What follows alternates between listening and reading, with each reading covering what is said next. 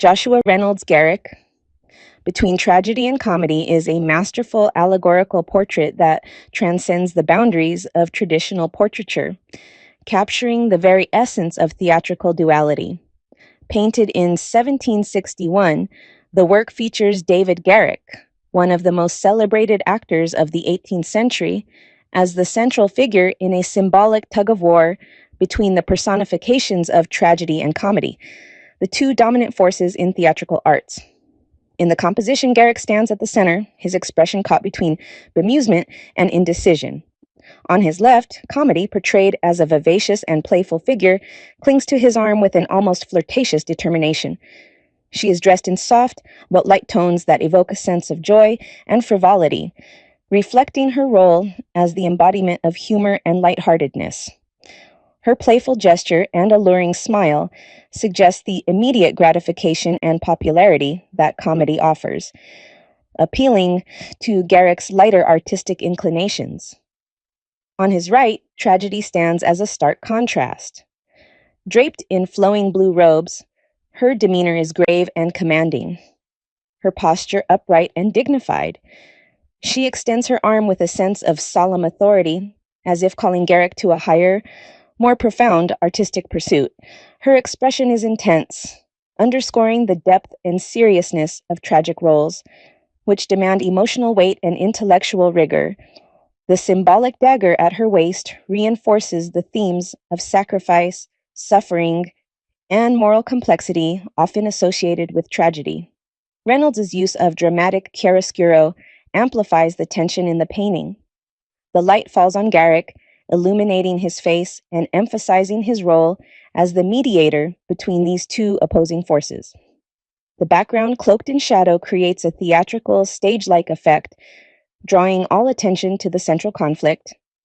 The artist's choice of composition, with Comedy pulling Garrick playfully and tragedy gesturing with a commanding presence, creates a dynamic triangular structure that symbolizes the eternal balance and tension between humor and pathos in the arts. This work also serves as a commentary on Garrick's extraordinary versatility as an actor. Renowned for his ability to excel in both comedic and tragic roles, Garrick was a pioneer of naturalistic acting, bringing a sense of realism and humanity to the stage.